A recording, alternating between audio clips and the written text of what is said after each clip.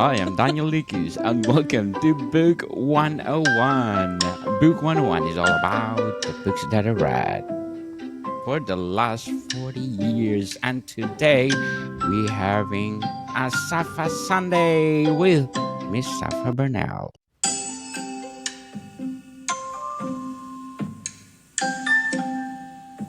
Hello, everybody. How are you doing today? For those of you who celebrate, I hope you have a happy Easter Sunday, as that is when we are recording this right now. So, for those of you who don't celebrate, I hope you have a happy, wonderful Sunday. Yes, happy Easter, people, for the Christian people. Yes. So let's continue, Miss Burnell, about poetry in celebration of Poetry Month next week. I have a lot of guests will do their poetry reading this month. And of course, because you are my avid guest, let's continue to talk about poetry. Hi, everybody. I hope you're having fun. I'm looking forward to speaking about poetry. It is my first love. Not my only love, but it is definitely my first love. And today we've got poetry. We've got both my poetry and the poetry of some others. And I started publishing with Usurper Kings. This is the 10th anniversary edition. So this is the new cover. It's got a new foreword and it's got an added poem in it as well in comparison to the other editions that were available. And poetry is such a special thing. It is an ancient art form. It is something lyrical. It is something that grips. It's also something where I find poetry more than a lot of other prose. You get to experiment in it. And people tend to laud the experiments a little bit easier than they do necessarily in prose.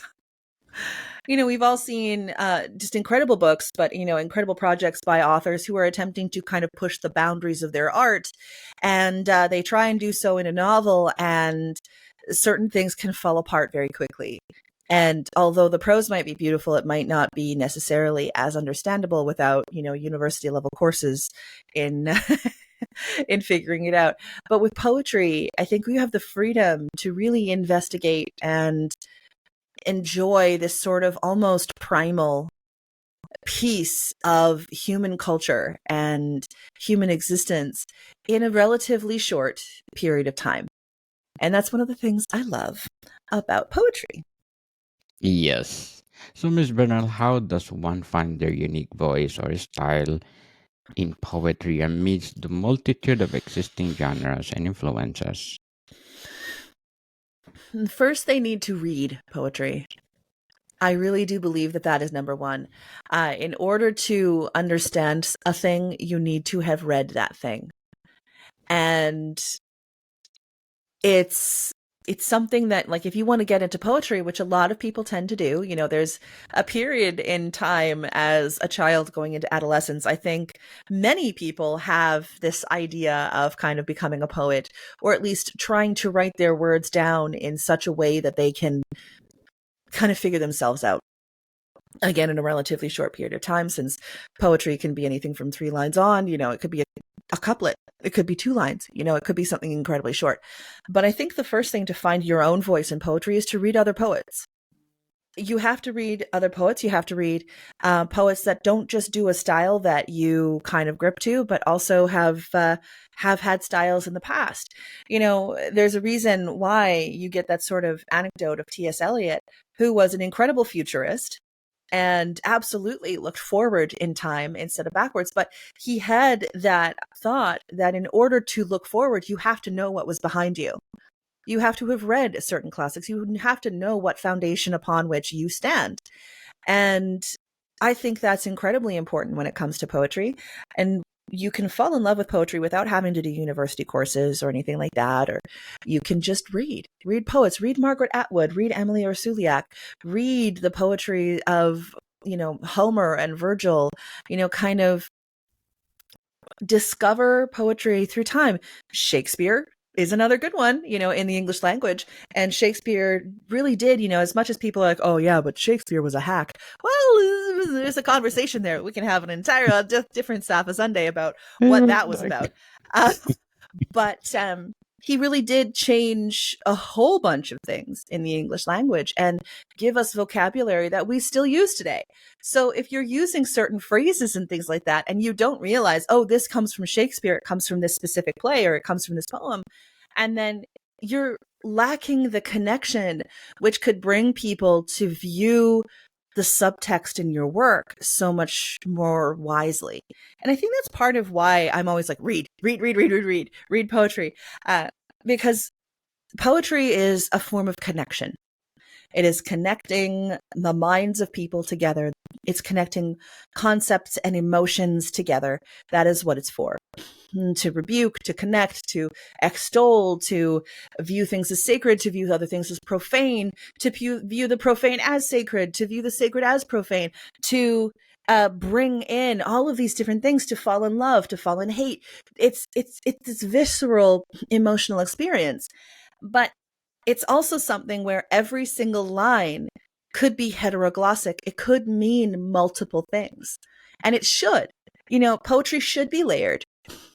But one of the easiest ways for people to understand what those layers are is if it's very obvious that that poet is connecting to the foundation of poetry that came before them. Yes. And so, read. So, Ms. Burnell, how important is the understanding and application of poet devices like meter, rhyme, and enjambment in the modern poetry? So I think from what I've seen of some modern poetry, there is a distinction between free verse and completely just, fragments of sentences on a page. Yes. Yes, free verse is wonderful and is freeing. You don't have to follow certain stanzas. You don't have to follow certain patterns. If all of us had to write skaldic poetry, there'd be a lot less poetry in the world.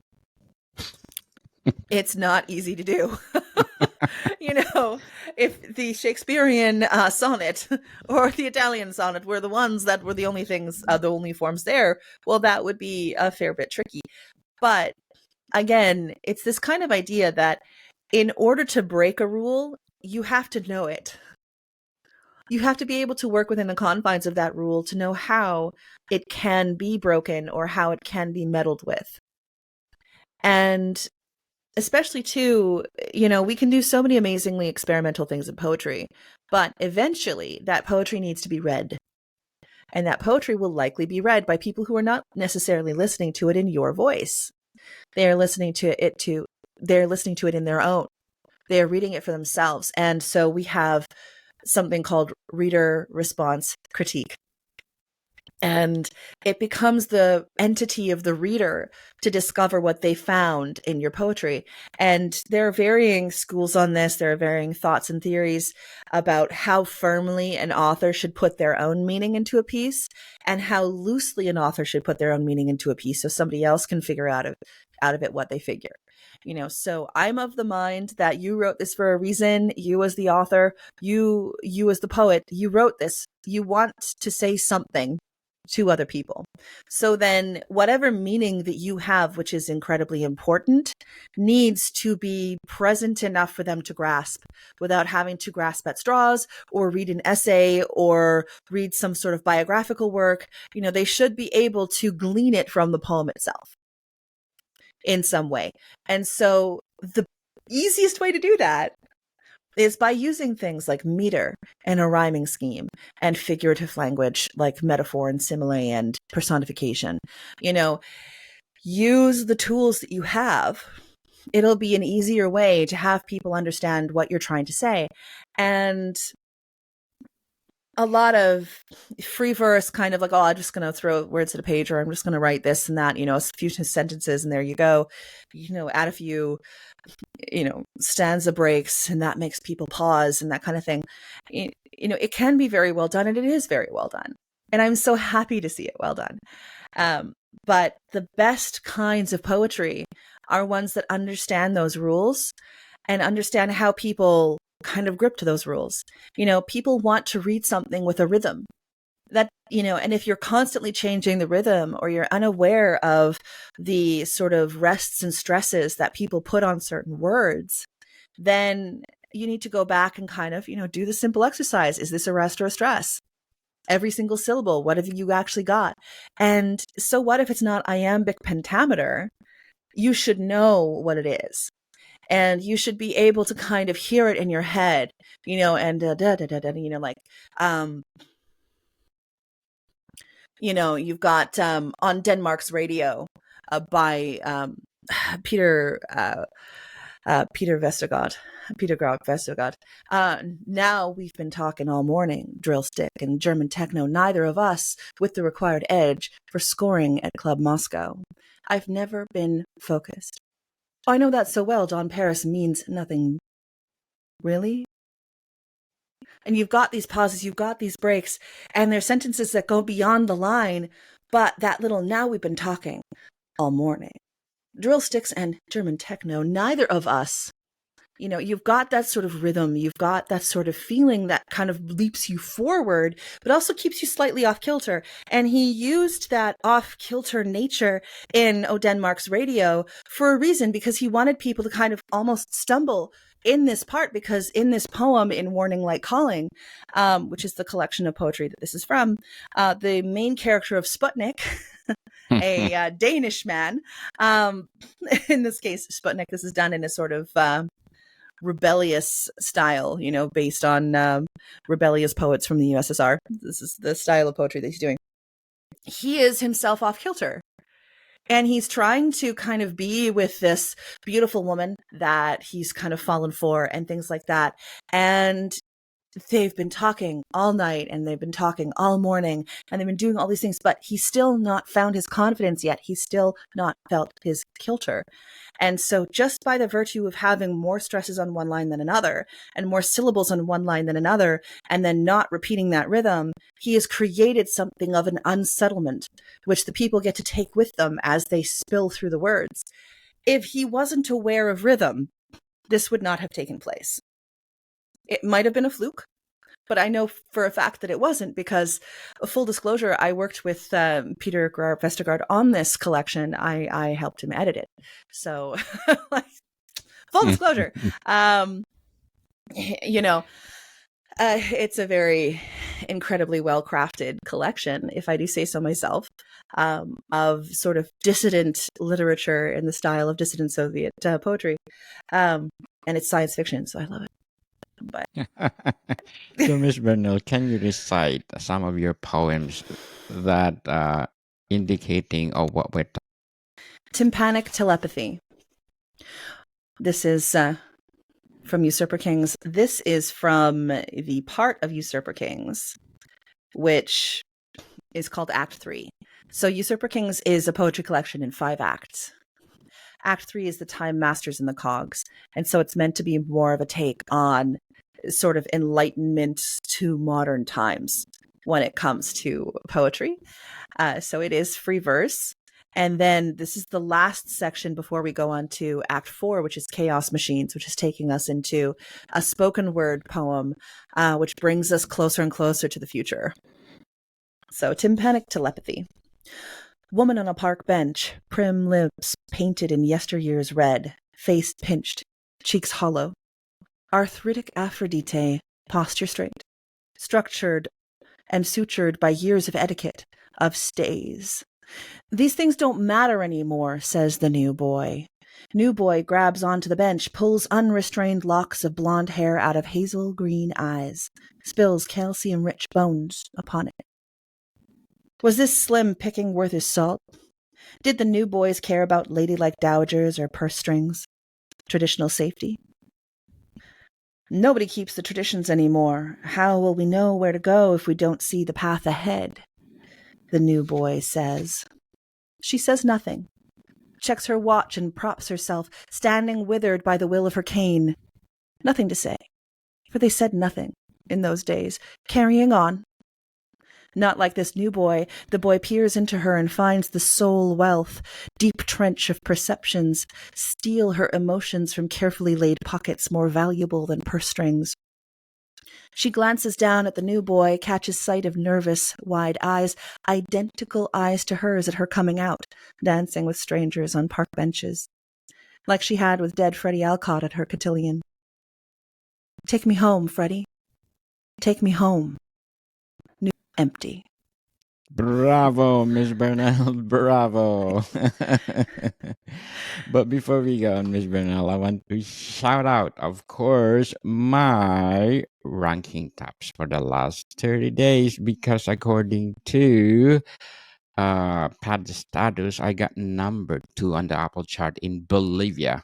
Pakistan at number 8, Nigeria at 12, United Arab Emirates 16, Bahrain at 20, Bhutan at 37, Jamaica at 69, Japan at 74, Egypt at 88, Cameroon, Thailand, Czech Republic, Zambia, and a lot more. Thank you so much for supporting this podcast because this podcast is created to empower writers all over the world and poetry people in celebration of Poetry Month this coming April. And of course, to empower Miss Sapha Burnell, our Sapha Sunday. So, Miss, can a poet effectively use symbol that they work? So, symbol is such a key part of connection. And I think the biggest thing that we have to consider with symbol and with allegory is if you're going to shape an allegory out of something that you've not seen out there in the zeitgeist before, then you need to quantify that very carefully in your work.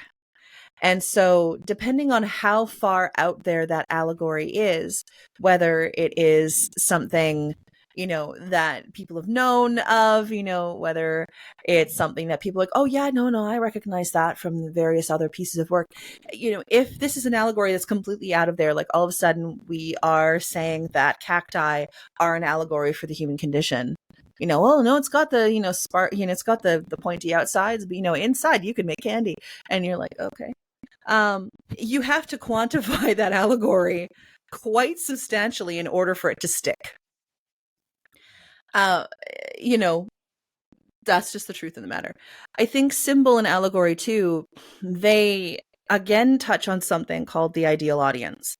Not to say that you can't have an audience outside of your own kind of cultural experience, but your audience will come to a piece of poetry with their own preconceived notions of life, with their own culture, with their own language, with their own, philosophy of being, with their own experiences.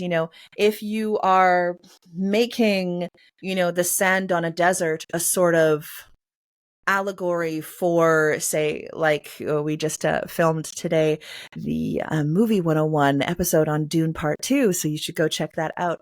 It was a fantastic time. If you're kind of talking about how the sands in a desert can be this, this lowly thing that's just kind of scattered everywhere, but incredibly important to the entire, universe, then you need to define that these sands are actually, basically spice. And that your navigators need it in order for society to function. You do need to kind of bring people up to that point. Otherwise, people will make of it whatever they want. And that's okay if that's what you want of your poetry. If you want your poetry to just be there, it's a pretty picture or it's a visceral image, and you want people to make what they want of it, then that's totally fine. They can make whatever they want of it. But then here's the thing that I've learned as a poet. People will make something of your work and then come back to you and go, hey, why did you do that? And sometimes it's like, well, I didn't. I was actually writing from this perspective. Oh, no, I didn't see that at all. I saw this. Oh, that's okay. Okay. Never thought of that one. Okay. This is one of the reasons why we have an editor outside of ourselves, because we Yes. have our own biases. We have our own kind of way of looking at the world. And when you have somebody that's not you, look at somebody that is honest and educated in how to do so, I should say, then they can help you improve upon what needs to be known and what can be left to the reader's mind. I think symbol is incredibly important. I think that if we just say the surface level in poetry, we haven't dug deep enough. All of us can sit here and go, let's take one of the most talked about kind of poetry ever love poetry. All of us can say that, oh yes, this makes me feel something in my heart. We could talk about the heart as this sort of bastion of love within certain cultures, because the heart is kind of that epicenter of emotion in certain cultures. Not all cultures, just saying, not all cultures, but in certain cultures, the heart is incredibly important. But if you're just saying, oh yes, I felt that in my heart, you're missing out on, like, okay, but what was it? What did it feel like? What was the tactile sensation of that moment in time of sitting across the table in a coffee shop and realizing this is the person you want to be with? What was that moment like? What was it? Well, no, it just it felt that way. Now, but how did it feel that way? I was sitting, the light was coming through the window. Okay, so we've got light coming through the window. What did it do? Well, it highlighted everything but him. Okay, so you have this kind of shadow and you're wanting to learn more about that sort of shadow. Okay, now where else are we going here? Well, the air didn't smell like coffee, even though we were in a coffee shop. It smelled like apples because somebody had just ordered an apple pie and it was coming fresh from the oven. And I could smell the caramelized sugars and the fragrance of the apple and, the toastiness of the pastry and things like that. And, somebody had put that together with love. It was not something that came from a box. It was not something that came from, a robot in a production line, but it was something that somebody actually, like, they felt the butter through their hands and they crumbled it into the flour and they rolled out the pastry and, they chose the apples very carefully. They inspected the apples for spots and, they see some spots, but are these spots that they can live with? Or are they not? Well, no, they'll put that one back. That one's not the one, but they might pick up this apple and you know what? It smelled right. It, like you can kind of, all of a sudden then this is still a love story, but it's using something quite frivolous as an apple pie. I understand it's a little ridiculous, but but that the apple is the thing. And then the crafting around it, those choices that we make when we're dating or when we're meeting somebody. And, are you just going to like throw it into a pie crust that was, pre-bought from the grocery store? Or are you going to make that pastry yourself? Are you going to roll it out? Are you going to spend the time to look up the recipe and just, how are you going to handle this relationship? All of a sudden you've got something that many people can understand. A lot of people have made a pie. A lot more people enjoy eating pie. But you've got a symbol there that it's not just I fell in love with someone in a cafe. It's, you get to go deeper and then bring people in. And I think one of the things about poetry readers that I found too is that we all want to discover something. We're investigators, we're detectives going into a poem and we're reading the poem for the beauty of it, but then we want to feel like we won something at the end of it by seeing beyond the initial. And when there's nothing but the initial, that's disappointing because there's nothing else to see. But when we're using allegory and we're bringing in certain other things in order to kind of enliven the work, then all of a sudden your readers get to have the incredible experience of feeling like they discovered something themselves. And that is a fantastic thing to use in poetry and in prose, because readers want to feel like they're reading something. And you know what? Let's be honest. It's like, oh yes, well, when I read that, I got to, I understood that they were talking about, the poem in the 1920s written by blah, blah, blah. I understood, and all of a sudden it's a little bit like, okay, look at you. You got it. Okay. But I love it. Really fantastic. Really fantastic, Miss Bernard. We need that in poetry. So, in what ways can personal experiences be transformed into universal themes with poetry without losing? I think I'll never forget when I was in university and we were writing nonfiction and then into poetry in different courses with the same professor. I had the same professor for multiple courses in the creative writing stream of where I was. There is two ways of kind of combining into one. It's sort of like you're emulsifying something, oil and water kind of thing. On the one hand, our personal experiences are the most vivid for us as individuals. As individuals, your own personal experience is always going to be the most vivid thing that by and large. And so the urge is to, write what you know, write what you've experienced, write what you have in your mind, write all these things, write down your pain and your joys, write down your exaltations, your emotions, write them down, because those are visceral in a way that something fictional might not be, because you're detached from the fictional. It didn't happen to you.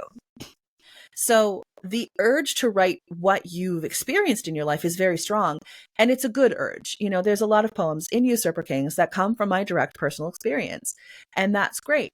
But at the same time, you have to temper your personal experience with a sort of veil, because readers can know parts of you without knowing you.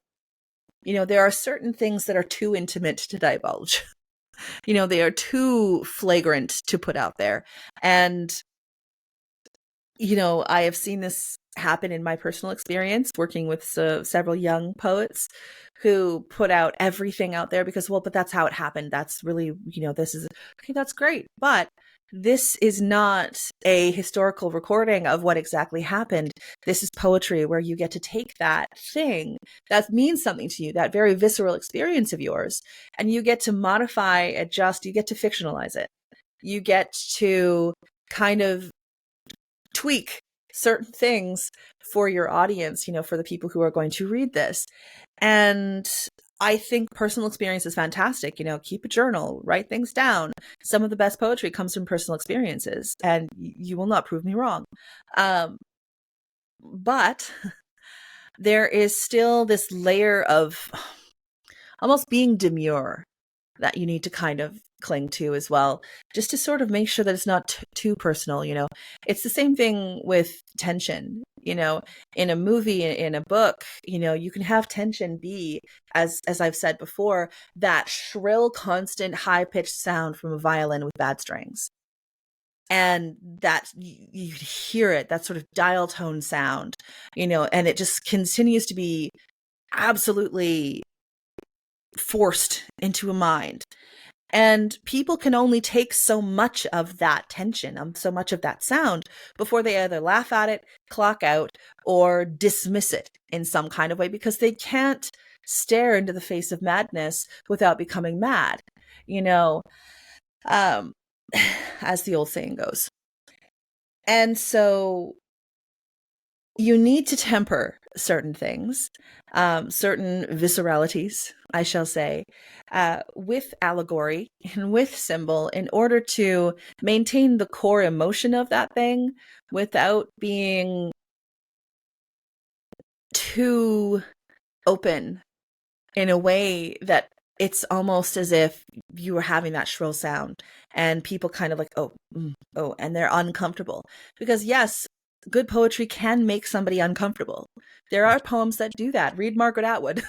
Like, a lot of her poems can make people uncomfortable. They can say certain verboten things. And, the greats do that, and other people do that too. But if all you're looking for is to make somebody uncomfortable, then I would say you're not going far enough into poetry. You're going into shock value. And shock value is easy. Shock value is relatively simple to do. But to take something shocking and then also bring in other things that temper that and other allegories that make people think of it in a different way, that's an incredibly powerful talent. Indeed, powerful. So, Miss Burnell, what advice would seasoned poets give to aspiring poets about developing their craft and navigating the world of poetry? If at all possible, try to write every day. Try to write and try to read every day. Even if you only have 10 minutes to read and 5 minutes to write, and you're doing it on your phone as you're, traveling on transit, or, you're sitting after the dinner table and things like that, try and carve out, even to start out, 15 minutes a day. Just 15. That's all. Maybe 20 later on. But carve out a little bit of time to sit and to think and to contemplate. Another thing I'd say is, and this is anathema even to me, it is something that I do when I am a little bit more desperate and to get those words on the page, but it does work. And this is something that we don't do very often in modern North American culture. Turn off your phone. Turn off your phone, turn off notifications on your computer, on your iPad, turn all of that stuff off. Maybe put on some music that brings you joy or that brings you a sort of emotion. And oftentimes instrumental, I would say, if you're going to have music, because if you put on music with lyrics, a lot of the times what I've seen is those lyrics end up slipping into either aware or unaware into the prose or the poetry.